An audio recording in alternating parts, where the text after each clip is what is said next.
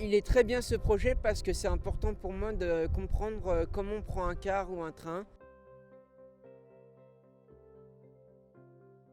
L'accessibilité pour les handicaps mentaux, psychiques, cognitifs est importante afin que quand on rend accessible un service de transport, il le soit vraiment pour toutes les personnes qui ont des spécificités, des difficultés à s'orienter dans les transports publics.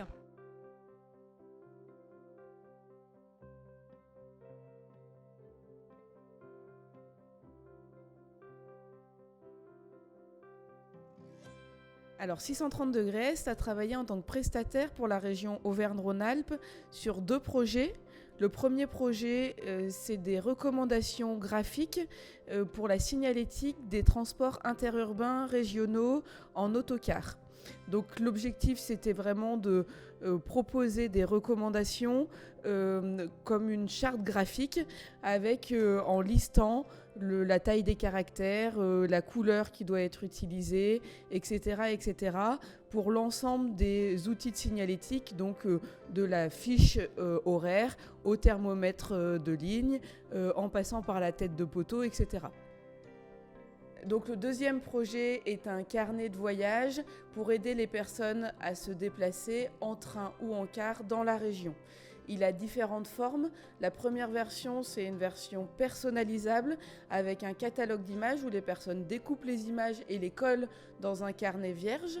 Et puis il y a une version pré-remplie où les personnes peuvent consulter les images déjà, le carnet déjà complété et certaines images sont cliquables pour les voir en vidéo pour mieux comprendre certaines actions. Alors, nous, en tant qu'association, donc à l'UDAPI 74 et dans les associations gestionnaires, en général, on travaille la préparation. Donc voilà, ça, je pense que c'est des outils qui sont complémentaires. Un qui va plutôt être sur la phase de préparation, l'autre vraiment le jour J, quand je vais être dans une gare, comment ça va se passer. Et après, sur le carnet de voyage, il y avait aussi une feuille de route qui est très, très, très utile pour les personnes pour aller acheter en fait leur ticket parce qu'ils vont pouvoir aller directement en guichet et s'ils ont des difficultés à verbaliser, ils vont pouvoir montrer leur feuille de route qui dit précisément où est-ce qu'ils partent, à quelle heure est leur train, où est-ce qu'ils doivent aller et donc ça va faciliter en fait les démarches et ça va surtout leur permettre d'être plus autonomes. Donc les 2 projets de signalétique et de carnet de voyage sont déroulés en 4 phases. La première phase, c'était une phase de diagnostic ou d'analyse de besoins, où l'enjeu c'était de comprendre les problèmes rencontrés par les usagers pour ensuite pouvoir imaginer des solutions. La deuxième phase, c'était une phase de conception, de prototypage, où là l'enjeu c'était de développer via des ateliers créatifs les solutions, donc imaginer les solutions. Donc pour le carnet de voyage, c'était imaginer quelle forme allait prendre le carnet de voyage, et pour la signalétique, c'était d'identifier les différents éléments graphiques qu'il fallait mettre en place sur les supports de signalétique. Donc cette phase-là, au vu du contexte, a été faite en distanciel grâce à un outil de visio Klaxoon où on pouvait travailler en collaboration.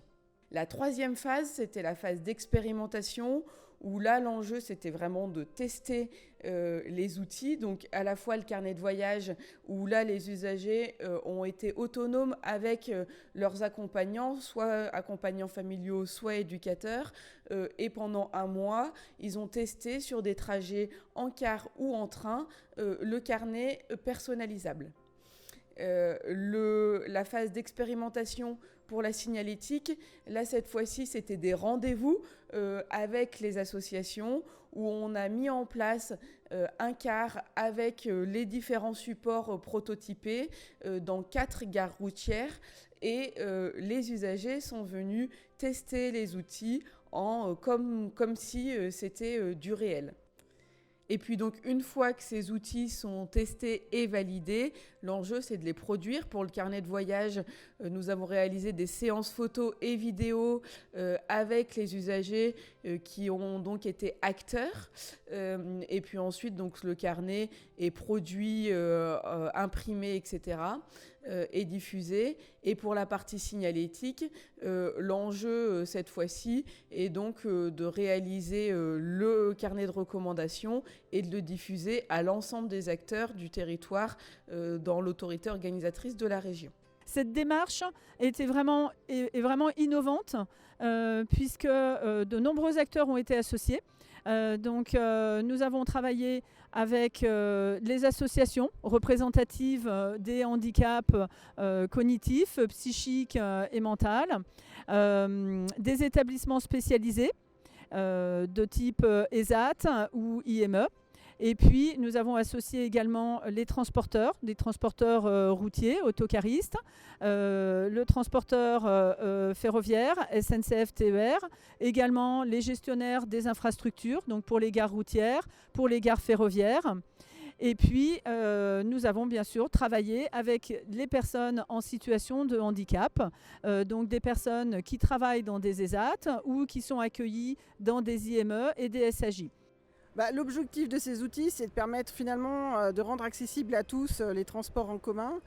Ça, en donnant des outils pour les usagers en situation de handicap pour leur permettre de faciliter cet accès, mais aussi à destination des conducteurs, des personnes qui sont chargées de l'accueil au niveau des gares routières, des gares SNCF, pour arriver à donner les bonnes informations et aider à savoir renseigner les gens. Alors tout à fait, au quotidien on transporte des personnes qui ont des problèmes cognitifs.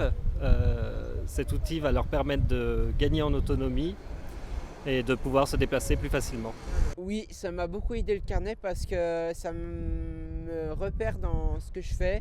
Et quand je prends le tram, je me repère facilement avec le carnet.